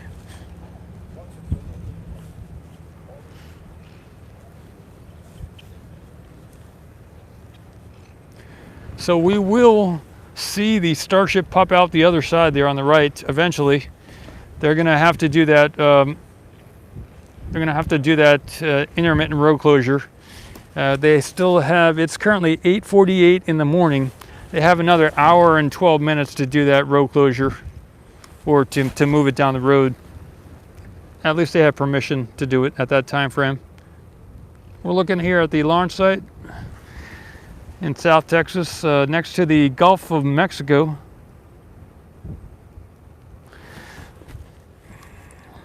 Waiting for the Starship to come out toward the main gate on the right over there.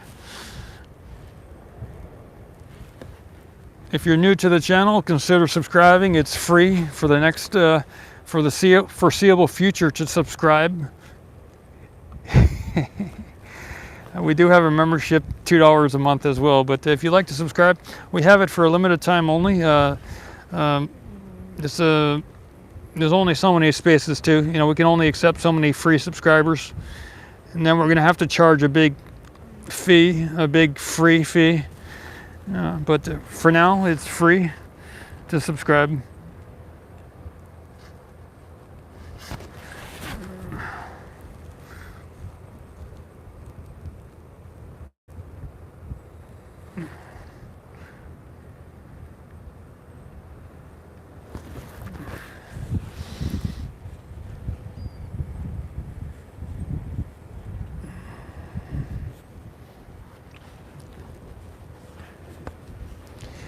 Yeah, Kenny asks, why is the big crane down? Yeah, that's a good question. If somebody knows, let us know. I don't know. I haven't heard anything about that. I was kind of shocked or surprised when Tony told me about that yesterday.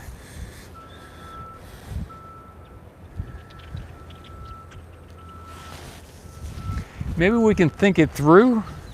What would they need? Maybe they would want to make it taller. Repairs, says Chris, maybe.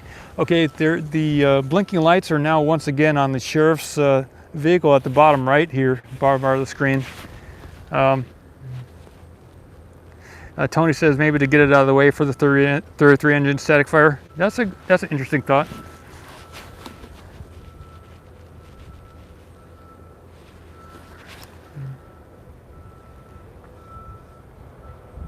Okay, Lemon Lime says, back in the time of the Saturn era, you know, the different Saturn launches, couldn't get this clear of a shot or as close of a shot. Thanks for saying that, Lemon Lime.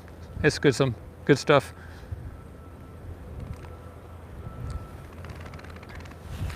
Yeah, the rocket's heading to the gate, huh? Yep, that's good. So there's a bunch of cameras here on site. If you're just watching this shot here, there's probably at least 4 other live streams going, I imagine, from the main gate. Also, you got Lab.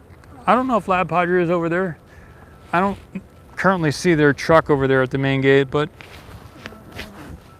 I know the hoop cam is over there. You can see the sheriff over there. So they're probably getting ready to do that intermittent road closure, because just a little while ago the sheriff lights were not on, but we can see them on over there now. Johnny 3-on-3 is in Germany checking it out. Good stuff.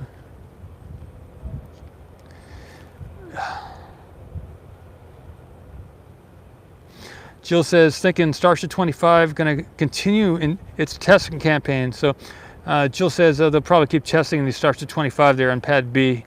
And then probably 26, 27, as Elon said, they're building about 5 full stacks this year. Okay, interesting.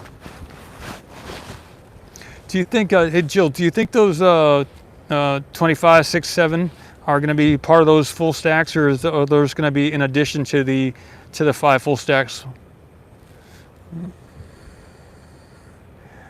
Yeah, Dave, that's a good question. So Dave asks, we have a temporary, limited time only free subscribers to the Ocean Camera Space Corp channel, and will they be will those subscribed be grandfathered in, or at some point will current subscribers have to pay too? Yeah, Dave, I'll have to talk with the team about that one.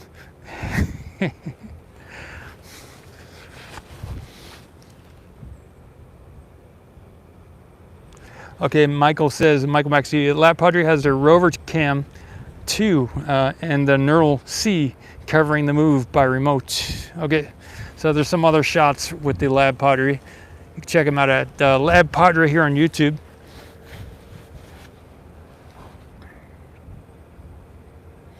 I'm keeping an eye on the booster and the chopsticks too. If I see some movement over there, I'll get that shot as well. Coming out next to the tank farm, we have the Starship making an appearance. It looks as tall as it looks taller than these orbital tank farms, GSE tanks. Tony says South Padre Island is the best place to watch. Yeah, that Starship is definitely taller than the sheriff's vehicle. You can see that for sure. Tiny sheriff car on the bottom right. Tiny sheriff car, big rocket.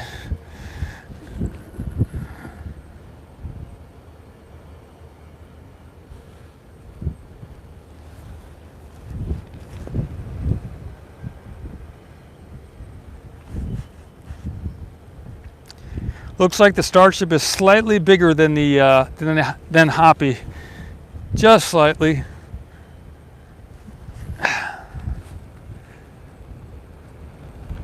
That's a good shot.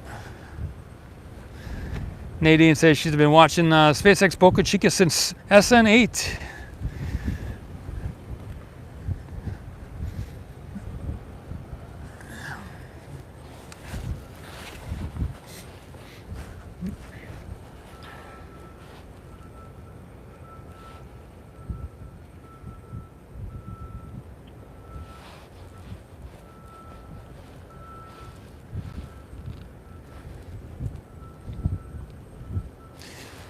Yeah, Razor says Hoppy is where it all began, huh?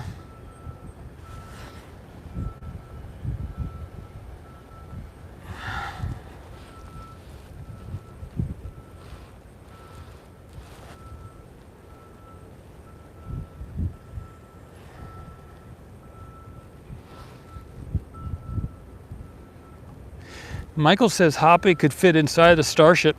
Wow, that's an interesting thought, Michael. Maybe that's a kind of a test subject for some kind of future mission somewhere, some Hoppy sized thing, Interesting. That's something to watch.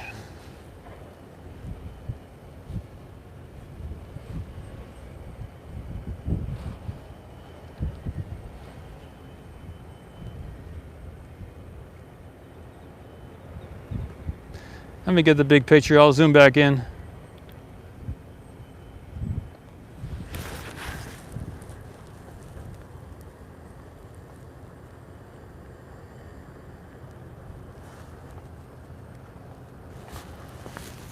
That's what we're looking at this morning.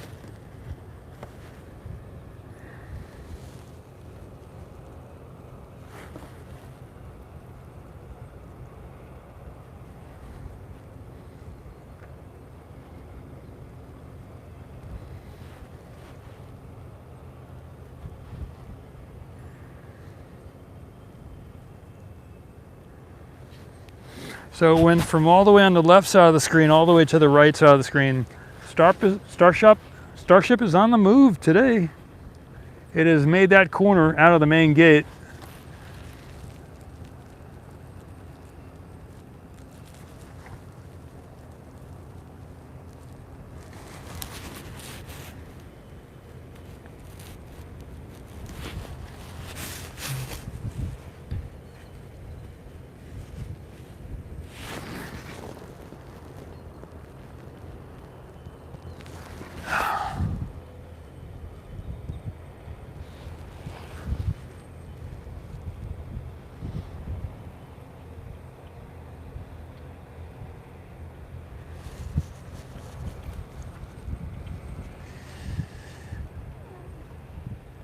All right, looks like the road closure is on. Highway 4 is now closed. Boca Chica Boulevard to the beach. Temporary road closure. Over the next, it is currently 8:58 in the morning Central Time. So they have another hour and 2 minutes to move this down the 2 miles to the build site.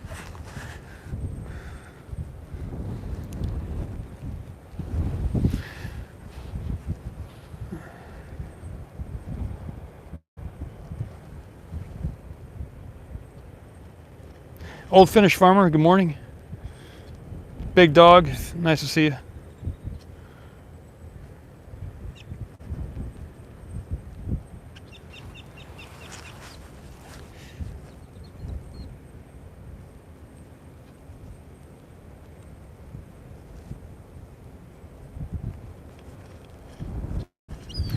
Michael says the fastest Starbase rocket has moved is in 40 minutes. So apparently it'll take around 40 minutes or so to get down to the build site.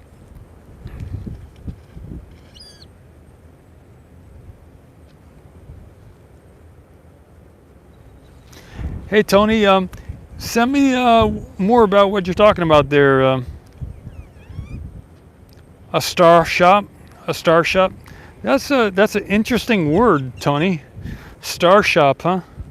Is that? Got to see if that's trademarked. Starship. That's a great phrase there. Gift shop, huh? Instead of a gift shop, make it a star shop, huh? Like a starship, but a star shop.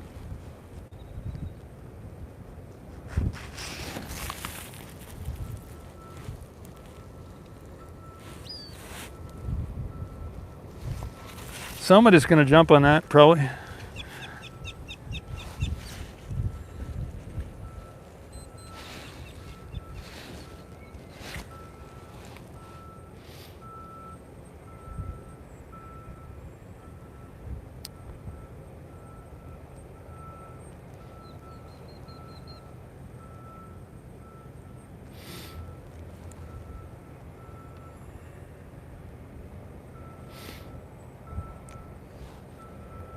So they're going to move it from all the way there on the right to somewhere behind the tower. There is the build site is way behind the tower, about 2 miles.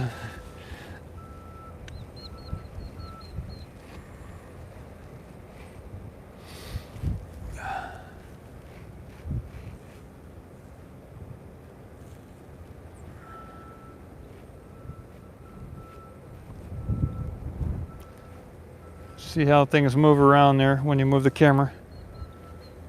Thanks, Jared.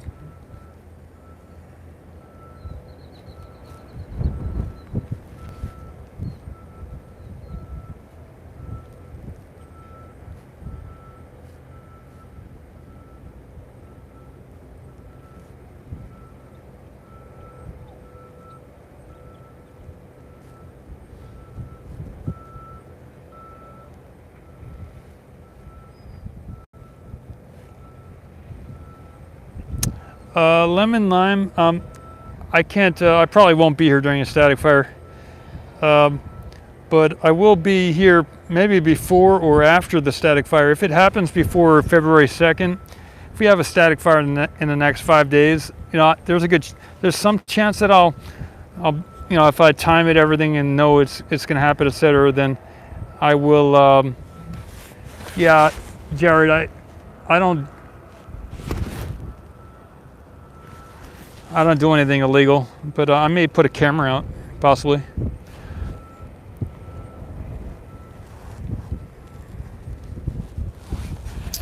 Okay, some interesting info here. Johnny3003 says, in Germany there are also 4 small startups building rockets which will be launched from the UK and Sweden. Interesting times. So there's a bunch of, there's 4 small companies, startups doing rockets.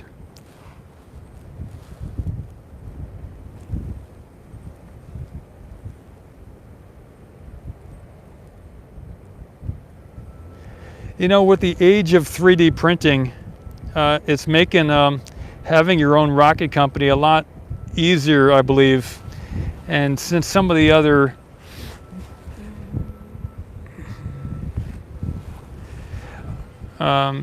okay, Dave S comes in and says the USPTO, the Trademark and Patent Office here in the U.S. says there are some Starship LLC has the Starship trademark. So there are 2 trademarks there for that word Starship.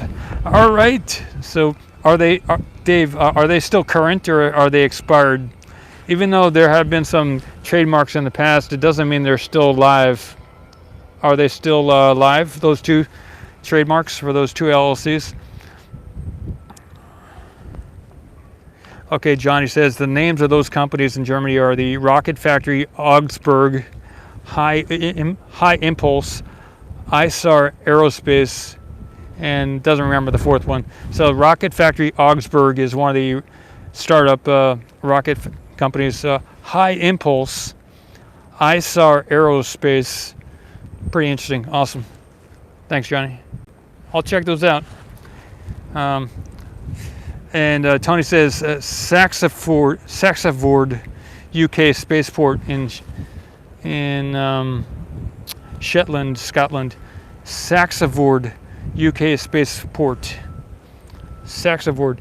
You know, this reminds me about in the fintech world. This is the type of thing that we're seeing in the fintech world, and I guess now we're seeing it more in the rockets aerospace sector, where there's a lot more things popping up everywhere, and it's almost what is it called? Almost like franchises, but these are just different startups, but we're seeing it happening everywhere. The different rocket companies. It may be because the people that grew up during the 60s, the late 60s, etc. When in the public sector we had the Apollo stuff happening and some of the early space shuttle stuff. Maybe those kids of those days are now old enough to have their own companies, and they've failed or they've succeeded and failed at several different projects, and now maybe in their 50s, etc. they feel like let's build a rocket company. Maybe they have some money and they're like, yeah. So maybe that's why we're seeing more of these things pop up everywhere. Okay, Dave says the USPTO has given the Starship trademark a serial number, so and it's been accepted. Okay, so as of Wednesday, March 16, 2022. All right, so it's a relatively new trademark, and it took a year to get accepted. So March 16, 2022. So that means in 2021, around March, someone filed that trademark. Who has, Dave, who has the Starship trademark? Who is the agent on file for that trademark? Is it a business, or is it do they have a legal person that drew up that trademark? Number 86425-175. 86425-175 is the Starship serial number, trademark serial number, here in the U.S.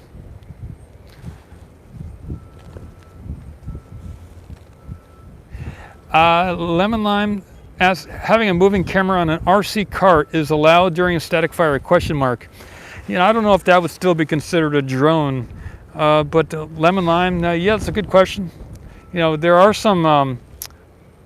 There was a gentleman here over the last year named Matt Weiss, and he had he has a what is it called? A zip line type thing, and he has where you could put a camera on it, and it could go down this this wire, this zip line, and you know, with as a camera. So if you were to connect this camera to two different, like a tree and another tree or something, you could put the zip line type thing between the two trees, or maybe from a signpost and a tree, or you know, if just like a clothesline, and you could have the camera rolled back and forth down this this wire and take video photography while it's doing that. So that's another technology that's out there that I don't know if that would be considered a drone either, you know, technically it wouldn't be flying.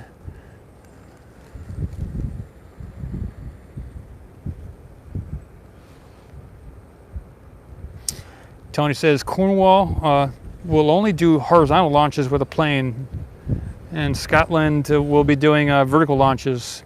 3 launch towers over there in Scotland. Wow. Interesting.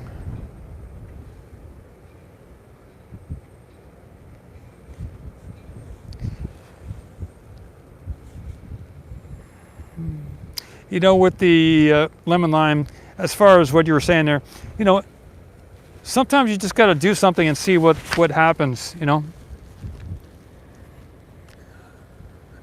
I know when they put the hoop cam over there, it was questionable about whether that would be allowed to stay there, etc. And over time, it's been allowed to stay there. So I don't know if anyone gave anyone permission for that hoop cam to be over there, you know, for that whole contraption, but it's on the public side of the road and it's been allowed to stay there. So sometimes maybe if someone wanted to test out that RC car thing, maybe you just got to try it out and see. If it works, everybody else is going to be doing it. So, you know, it's technically, I don't know if that's a drone.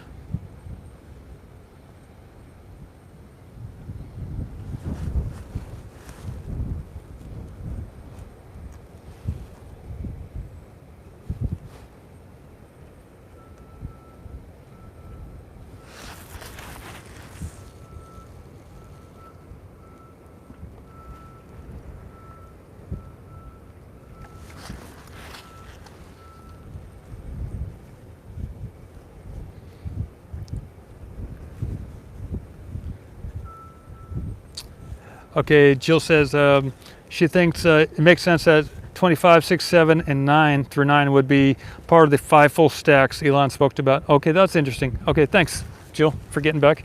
So if they do 5 full stacks, maybe those 25, 26, 27, Starship 28, and Starship 29 would be part of the ships used in those 5 full stacks that Elon talked about.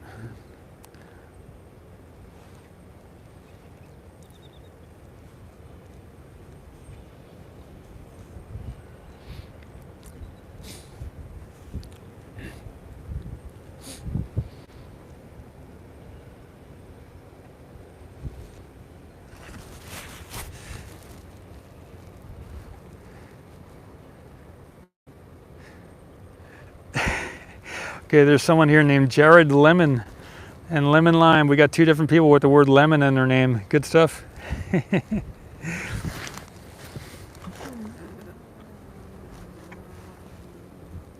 All right, the Starship's on its way. It's moving down the road. If you're watching, there are some other cameras over toward along the road there that you'll be able to see a much closer up shot of the Starship as it passes by. I think NSF has some cameras over there. I believe Lab Padre has some cameras as well. You'll be able to get a good shot of the Starship as it passes by those cameras. So that's about it. I'll do another 5-6 minutes here. We're 2 hours into the stream and the Starship just disappeared behind the tank farm over there.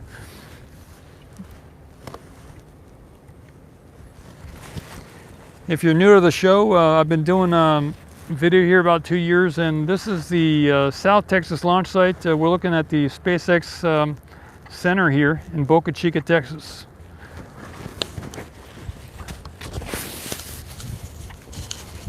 And yeah.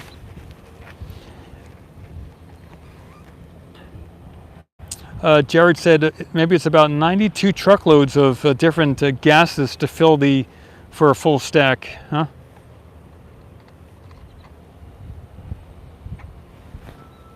Owen says 92. Basement shut in. Thanks for joining in. Yeah, good night. Later, Finish. Nice to see you again. Thanks for stopping by.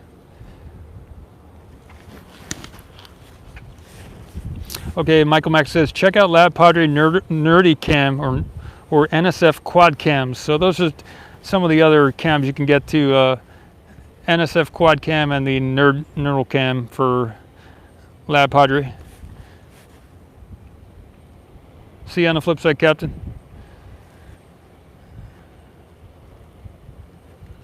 Thanks, Jared.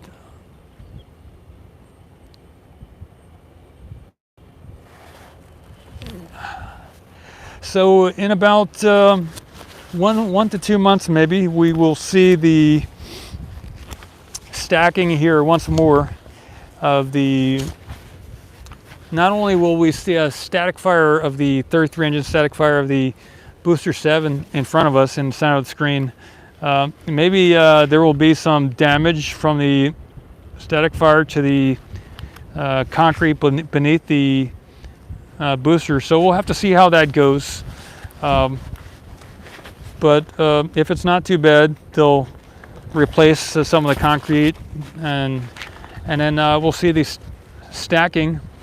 And Elon has said that they're looking at the end of February or sometime in March to do the launch out of here to Hawaii for the Starship, and the booster would launch over into the ocean here, Gulf of Mexico, and possibly, if everything's looking good, they would bring it back toward and try and land it here at the launch pad.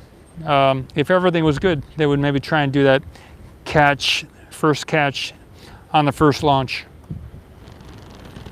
So we're looking at, in the next few months, some of these big things are going to be happening.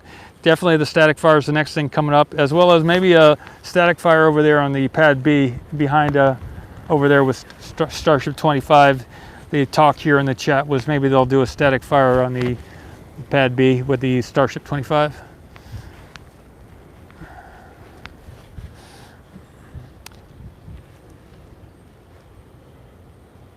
Jared, Owen.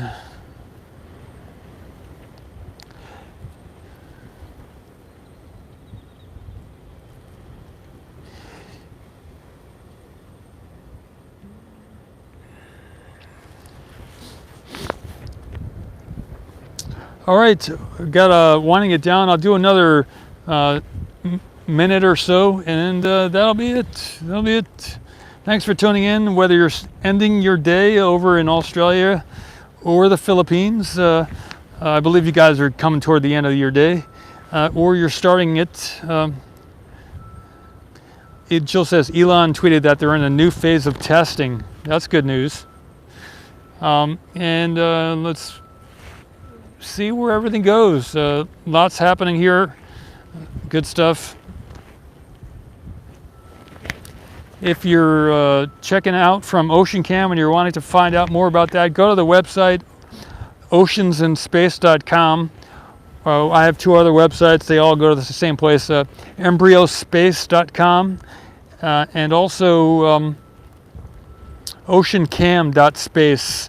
And they all go to the same website. And you can go to the careers section there in the nav bar. And there's a bunch of, I have over probably 30 different positions, or over 20 positions for sure, that you can check out over the next 8 months. I'm going to be doing a big push with this. What's it called? It's called a analog team here. Analog team at OceanCam or Space Corp. And thanks, Sir Chris. Yeah, it's been a good stream. It's been fun chatting with you, and this morning, this evening, whatever time it is for you. And I look forward to more of these types of things going down. All right, see you, everybody. Have a good time. We will meet again. I think we're all connected. And as far as life in the universe, I think life is everywhere in the universe. There's not one single space in the whole universe where there's no life. So wishing you the best. If we're trying to find life in space, I think it's already out there. There's life everywhere, but the more places we discover and explore, the more types of life we might get to see. So let's get out there into space and keep on doing what you're doing, and thanks for joining. Signing out this 26th day of January 2023. It is 9:17 Central Time in the morning, 9:17 a.m. Adios. Be well.